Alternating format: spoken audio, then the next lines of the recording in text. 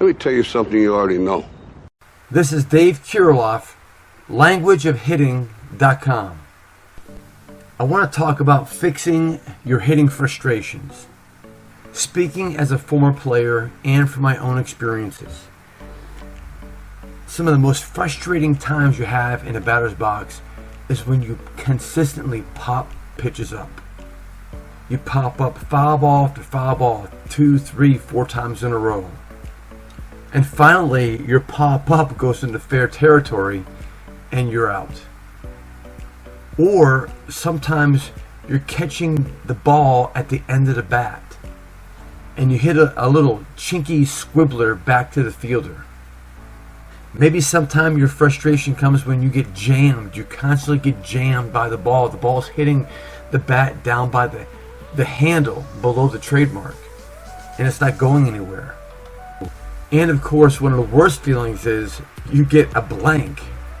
You swing and miss. You swing and miss, you swing and miss, and the last try, you swing and miss.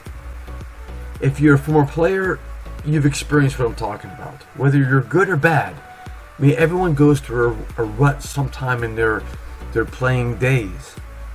What I want to address today is this. What is the root of your frustration, and how can we fix it? How can we remedy it? Before I give you my solutions and my remedies, let's sort of list things that people try to do to get out of this funk, to get out of this hitting frustration. Hitters try to change their mechanics. They try to change their swing pass, they try to change their launch angles, they try to shorten up, they try to get the bat head longer through the zone. Players try different stances. They spread their feet out. They bring their feet closer together. Maybe they try bending over at the waist, and next they try to stand taller with the shoulders. Players try doing more tee work, more soft toss work. They try color ball drills, the small wiffle ball drills. They try pitching machine drills. They do the curveballs, the sliders. Hitters try all kind of gadgets. There's gadgets to help you see the ball earlier in the flight path. There's gadgets to help you from overstriding. There's gadgets to help you from casting out. Next, players try the route of psychology. How to have a better quote-unquote approach at the plate. Let's have positive thoughts. Let's win this pitch. Having tested and tried everything I just spoke about, from changing mechanics to using gadgets to trying psychology, having used these methods and these concepts, I prefer to believe they don't work. And if it has worked when you did the mechanics drills and you did the gadget drills or the psychology drills, there's something that you actually bumped into when you were doing those things. Here's what you bumped into. You got your timing down. You improved your sensitivity to spatial awareness. You found timed hitting perception. You see, getting your timing down, being sensitive to spatial awareness, discovering what timed hitting perception is, it's all about patterns and techniques. So let me go back and tell you what is the root of your frustration, because once you understand what the root is, then you can go back and apply remedies. It's just like illnesses. You have an illness, but you have a symptom to the illness. But if you want to really treat the illness, you don't treat the symptom, you treat the illness. Here's the root of the hitting frustrations. Now, pay close attention, because what I'm going to tell you, you may not hear anywhere else. And I say that very humbly and modestly, but I want to emphasize, please pay attention to what I'm about to say. The root of your hitting frustration rests upon two concepts. Concept number one, as a hitter, you watch the pitcher too long. What does that mean? You've watched the pitcher too long. It means this: hitting is a reactionary event. When I step into the batter's box in a live game, I'm facing a pitcher that's trying to get me out. They're going to throw fastballs, curveballs, and changeups in an array of locations and with an array of different speeds. I don't know what they're throwing. I can have a quote unquote an approach where I'm going to sit outside, inside, high, low, but you know what? The real deal is this: when I'm really hitting in the game, what my approach is, I get 3 tries. Now I get 2 tries. Now I'm down to 1 last try. And you know what? When I'm down to 1 last try, that idea, I'm just going to sit a pitch or sit a location, it's out the door. It doesn't matter anymore. I'm battling, I'm fighting, I'm just reacting. Now, since I'm just quote unquote reacting, I need to have this logical understanding. I need to put myself in a position where I can make a clean, easy reaction. And in order to get this clean, easy reaction, my brain needs a signal. It needs a message. And where I'm going to get this message from, or signal from, is from the eyes.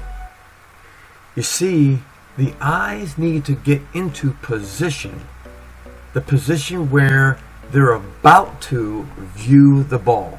Let me say it again. Get in position to where they are about to view the ball. If your eyes are delayed in getting into position to where they are about to view the ball, then the signal the brain needs from the eyes is going to be late. And when the signal arrives late to the brain, you're watching a challenged hitter. Now, you could be asking yourself, well, come on, what are you talking about, Dave?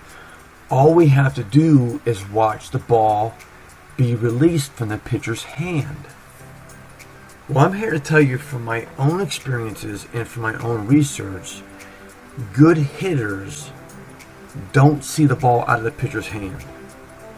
Sports science has validated this, and from my own experiences and my own research, I validate it too.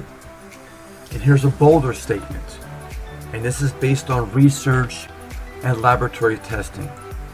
If you're a hitter and you are trying to see the ball released from the pitcher's hand, you're basically doomed. You see, what takes place from people who research and study these kind of concepts, and they're vision experts, right? They will go to a game and they go to a bullpen session and they stand where the catcher is and they watch the pitcher throw the bullpen and they say, you know what? Yeah, I can barely see the ball come out of the pitcher's hand. And yes, I would agree with you. If I go to a bullpen or if I stand by home plate and I'm just making observations or trying to watch the ball come out of the pitcher's hand, yes, I would agree you can barely see this happen. And I do agree with this principle. But remember, I'm an observer. I'm a researcher.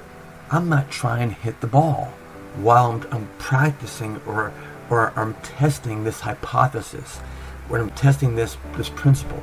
I'm not trying to hit the ball. What actually happens when you make this observation and go to the bullpen, and when you try to see the ball in the pitcher's hand, guess what happens? Your brain freezes. Your eyes freeze and lock up at the spot where the ball left the hand. But you know what doesn't freeze? You know what doesn't stop? The flight path of the ball. So, this is why you don't want to see the ball out of the pitcher's hand. And this is why I say what I say. The number one reason why your hitting frustrations are happening is because you watch the pitcher too long. You have to learn how to identify, and more than identify, how to anticipate the place you will view the ball when it's in the flight path. This is a real technique, and it's a real pattern. Elite hitters, for the most part, you know what? They just have it. They can't put it into words. I don't know. I just see it. I just hit it. And they're exactly right. But you see, they have a knack for getting their eyes in position to where they will first view the ball. So again, your frustrations lie where you're hitting, when you pop up, you ground out, you get jammed, is because you watched the pitcher too long. Your eyes are stuck on that pitcher. It could be 1/100th of a second. It could be 200th of a second too long. And while you're still watching the pitcher, guess what? Or while you're watching the hand, guess what? The ball is traveling. And your brain is trying to keep up to the flight path of the ball. The ideal hitter is this. The ideal hitter anticipates where he's going to view the ball, gets a signal, and then processes what's the ball's next position. Here's a quote by Ichiro Suzuki, one of the best hitters of all time, that sort of brings some light into understanding how important it is to get information about the ball. He says this: "You can only hit when the information picked up by your optic nerve is processed by your brain and then transmitted accurately to your body. If your eyes can't pick it up, then you can forget about good results." Now here's the second reason why hitters become frustrated in the batter's box. The second reason is this: hitters watch the ball too long. Let me say that one more time. Hitters watch the ball too long. A place where this concept manifests itself more readily is with curveballs. You see, once the hitter identifies, hey, this is a curveball, they keep watching the ball and they don't push the ball forward into its next position. The brain is stuck where it sees the ball. It's not processing the next step where it's going to end up. You see, a basic rule for spatial awareness, or what most people talk about, is, oh, they have good hand-eye coordination. They're very athletic. Well, when you really unfold what is hand-eye coordination, it's the athlete's ability to manage and arrange space. An object is in one space and it's moving into another space, and it's going to end up in this last space. Whether you're playing ping pong, whether you're playing tennis, whether you're playing soccer, whether you're playing hockey, whether you're playing football or basketball, when you're dealing with a ball that's moving and traveling in different spaces, what good athletes do, they predict the next space it's going to arrive in. And athletes are very spatial awareness sensitive. They know where the final destination is going to be.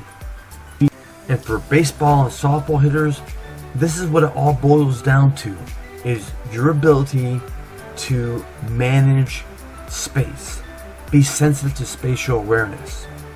And then so when I say you're watching the ball too long, I find fold that it's this: your brain is stuck in the space the ball is currently in. It's not pushing the ball forward into its last location, where the ball will be when you actually make contact. It's taking it too long to get there. So here's the remedy. I have a starting kit for you that's going to help you learn how to not to get stuck on the pitcher and watch the pitcher too long. This same starting kit is also going to help you not to watch the ball too long. It's going to teach you a technique and pattern how to push the ball forward into its next space. This starting kit is called the 5.0 Best Hitting Drill Ever online video series. If you're staying with this video this long, then you already realize there is a clock ticking on how many more years you get to play the game that you love to play. information. Information about patterns, information about technique, information about how to get your timing down, and how to improve your spatial awareness skills.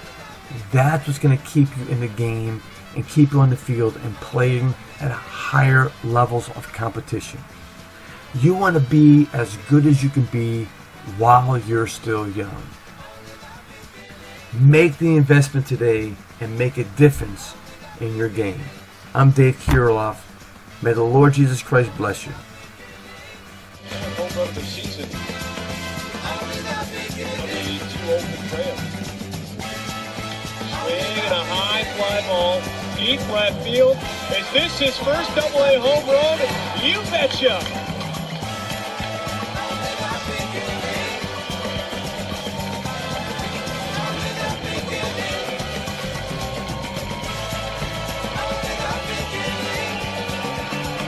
Seven to nothing, the Blue Wahoos lead. No surprise, his first home run at the Double-A level is an opposite field shot. And the Wahoos have homered 5 times.